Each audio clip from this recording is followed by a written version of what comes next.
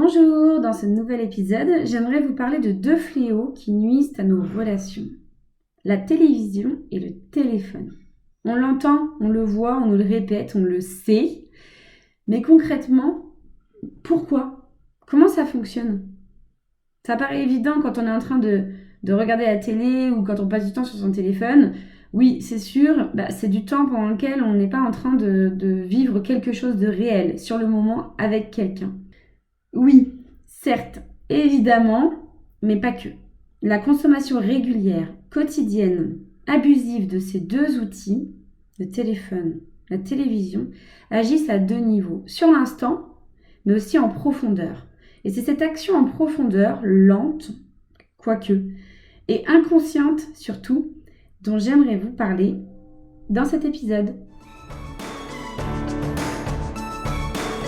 Bonjour, je m'appelle Maggie et à travers Cancun et ce podcast, je souhaite vous transmettre tout ce que j'ai appris, vécu et compris sur la communication et les relations. Deux éléments que j'ai à cœur de voir exister de manière positive dans notre monde. Mon activité consiste à vous informer, vous former et vous accompagner à votre épanouissement relationnel, pour des relations de qualité avec vous-même et avec les autres.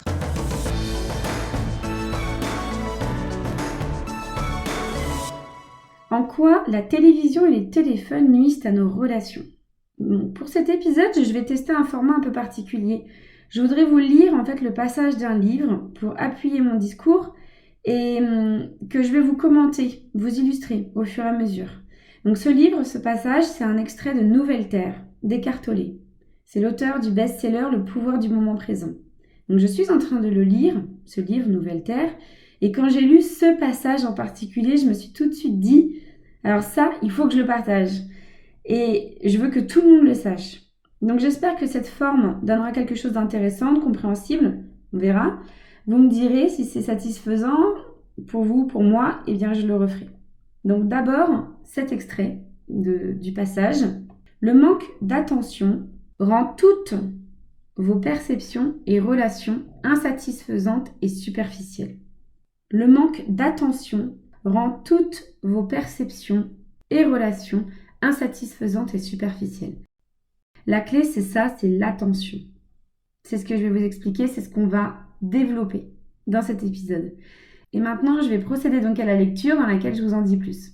Donc c'est page 227 du livre Nouvelle Terre, d'Eckhart Tolle, édition Ariane. Et donc 227, c'est un paragraphe qui commence, qui s'appelle la télévision. Donc la télévision.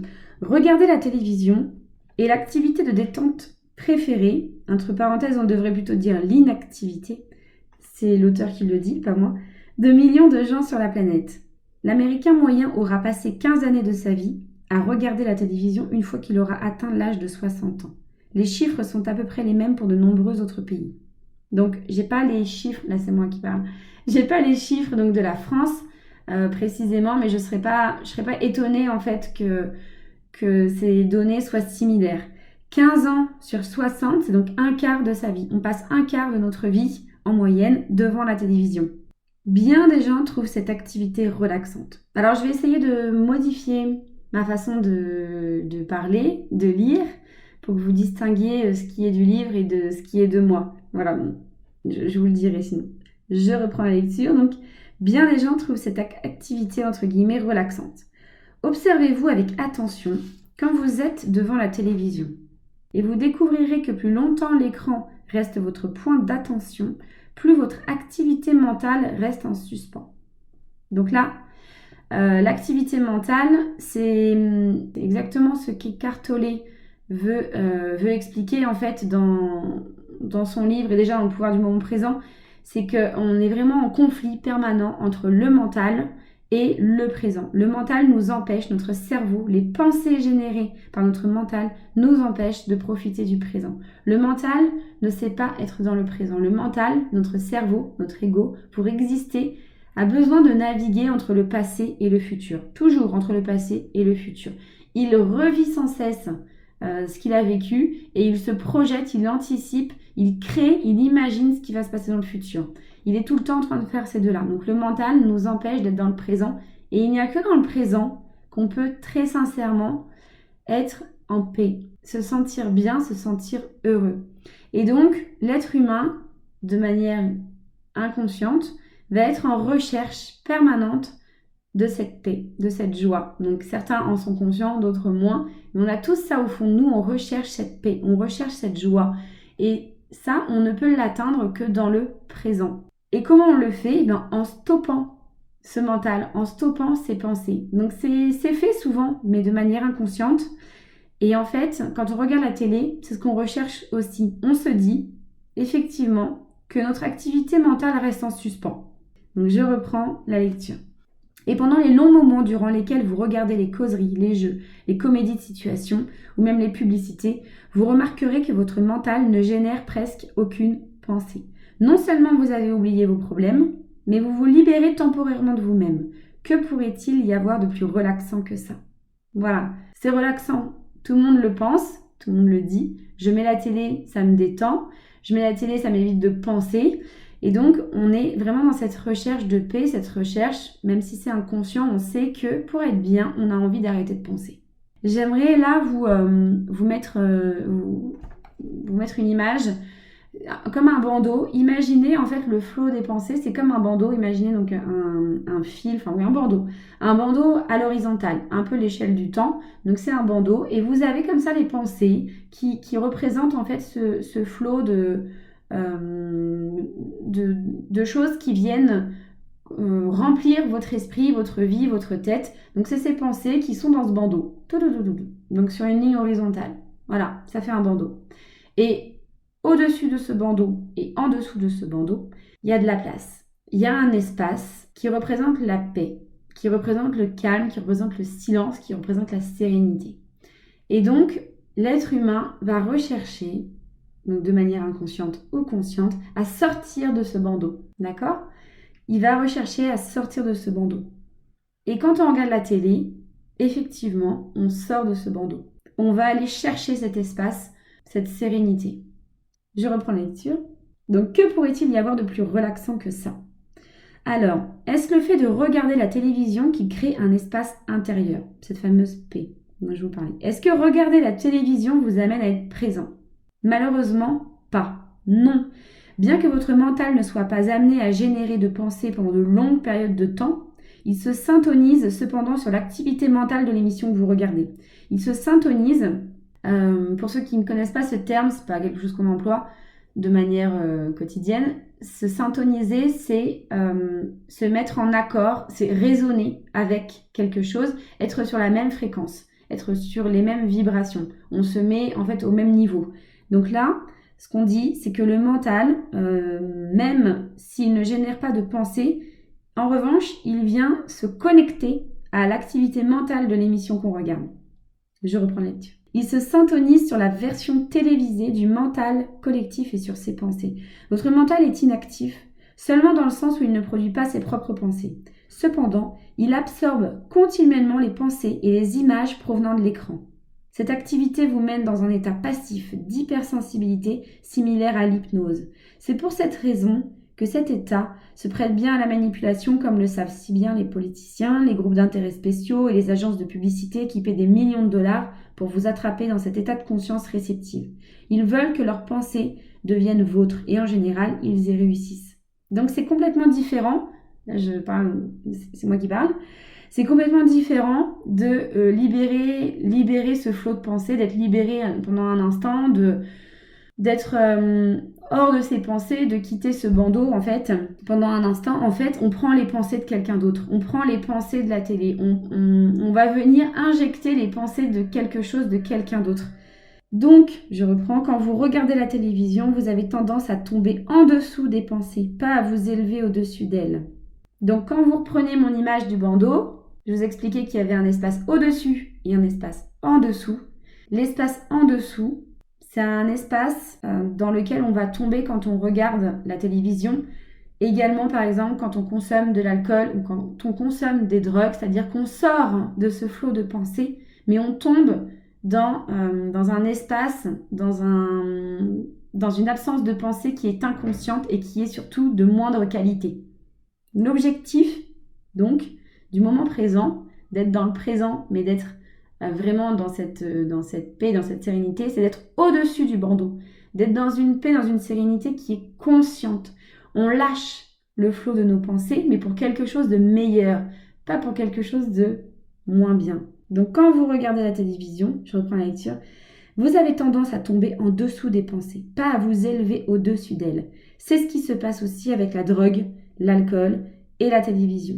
Même si vous êtes un peu dégagé de votre mental, vous payez une fois de plus le prix fort, donc la perte de votre conscience. À l'instar des drogues, la télévision possède une qualité de dépendance. Vous saisissez la télécommande pour éteindre le poste et au lieu de ça, vous vous retrouvez à passer en revue toutes les chaînes. Une demi-heure ou 1 heure plus tard, vous êtes encore devant le poste, encore en train de passer en revue les chaînes.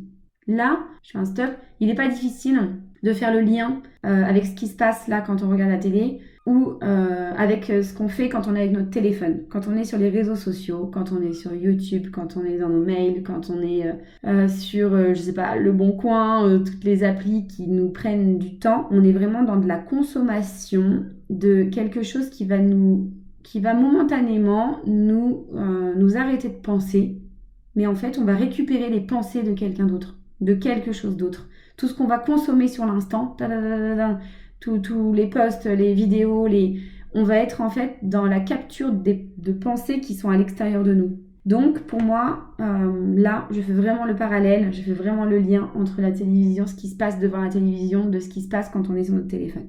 Je reprends. Le bouton d'arrêt est le seul que vos doigts semblent incapables de trouver. Vous continuez de regarder non pas parce qu'une émission a su attirer votre attention, mais justement parce qu'il n'y a rien d'intéressant à regarder. Une fois que vous êtes accroché, plus que vous regardez stupide et insignifiant, plus vous devenez accro. Si c'était intéressant, écoutez bien, si c'était intéressant et que vos pensées étaient provoquées, votre mental se remettrait à penser par lui-même. Activité qui est, en soi, plus consciente et préférable à celle de l'apathie.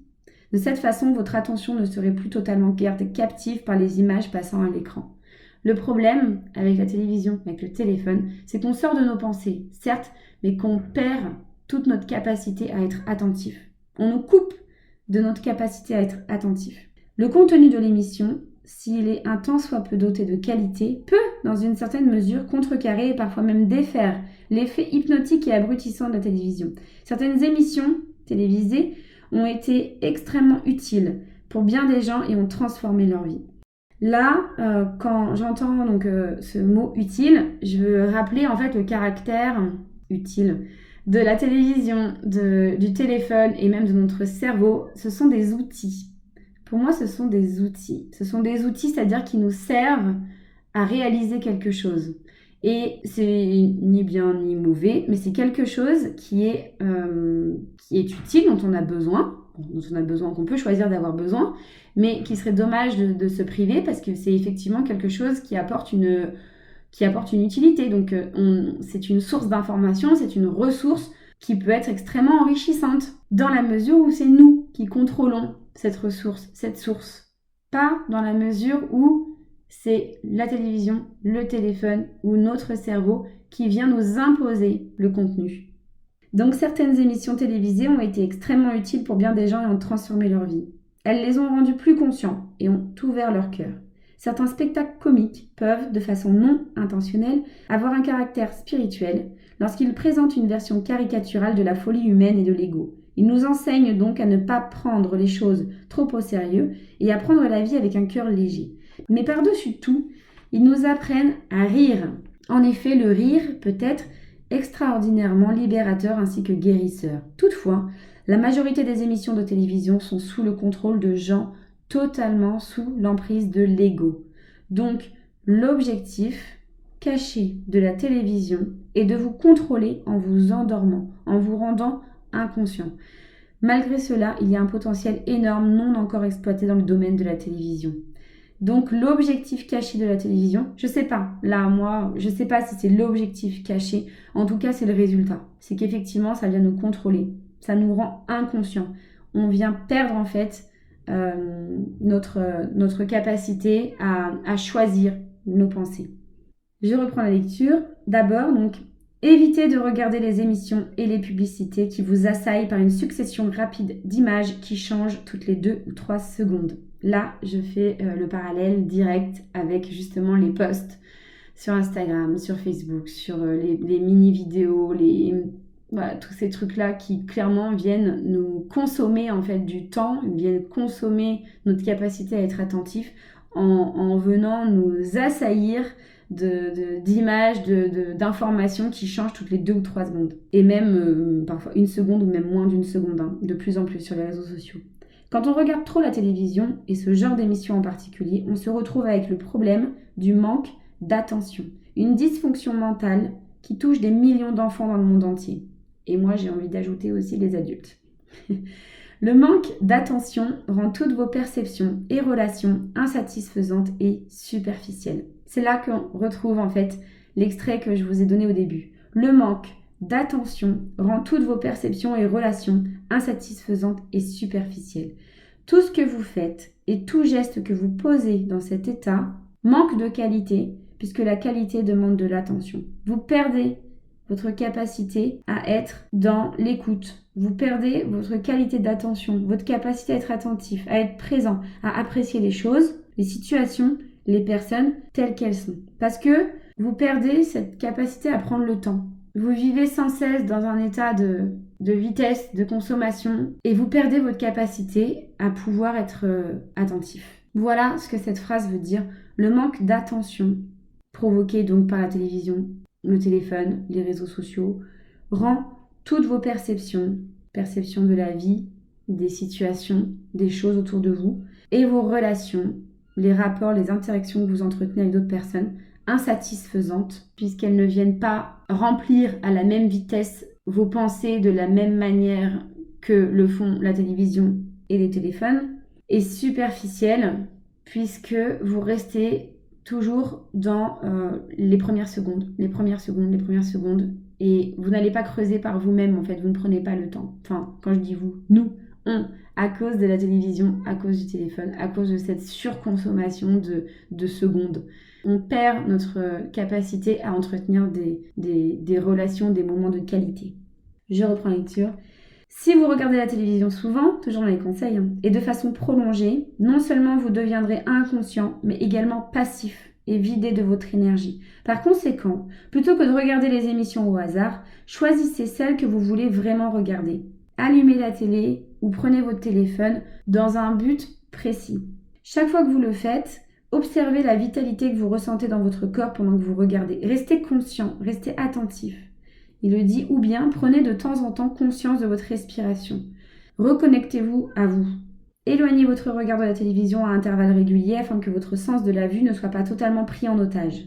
Ne montez pas le volume plus que nécessaire afin que la télévision ne vous envahisse pas sur le plan auditif.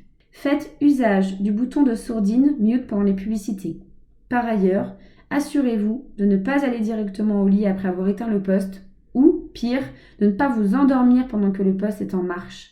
Redonnez de la place à vos propres pensées, à votre qualité d'attention. Ça, c'est moi qui le dis. Donc, je termine avec l'extrait, donc le passage de Nouvelle Terre. Je reprends donc ces conseils. Évitez de regarder des émissions et des publicités qui vous assaillent par une succession rapide d'images qui changent toutes les 2 ou 3 secondes. Choisissez les émissions que vous voulez vraiment regarder. Observez la vitalité que vous ressentez dans votre corps pendant que vous regardez. Prenez de temps en temps conscience de votre respiration. Ne montez pas le volume plus que nécessaire. Faites usage du bouton mute pendant les pubs. N'allez pas directement au lit après avoir éteint la télévision. Et ne vous endormez pas pendant que la télévision est en marche. Pour la qualité de votre vie, pour votre attention, faites que le téléphone ne soit pas la dernière chose que vous ayez en tête en allant vous coucher ou même en vous réveillant. Laissez de la place à vos propres pensées. Reprenez le contrôle de vos pensées. Laissez de la place à votre capacité à être attentif. Voilà ce que j'avais envie de vous partager. La connaissance d'un fonctionnement, mais surtout une prise de conscience. Parce que tout cela agit inconsciemment. Maintenant, vous le savez. Vous savez comment la télévision, le téléphone agissent sur la qualité de votre vie et sur la qualité de vos relations. De façon immédiate, d'une part, c'est évident, et de façon latente, en profondeur d'autre part. Ils nous font perdre notre capacité à prendre le temps, à être présent, à être attentif, à apprécier la vie, les personnes, les situations comme elles sont. Parce qu'il faut de la conscience pour ça. Et la conscience demande de l'attention. Et l'attention, ça s'apprend. Et vous l'avez compris, le téléphone et la télévision vont à l'encontre de cet apprentissage. J'espère que ce format vous a plu. S'il vous plaît, dites-le moi ou partagez-moi vos recommandations, vos conseils si je décide de le refaire. Le but, c'est de vous être utile, de vous apporter petit à petit des conseils, des techniques pour vous épanouir dans vos relations. Donc tous vos retours seront les bienvenus pour coller au mieux à vos besoins, à vos attentes. Merci de m'avoir écouté et à bientôt.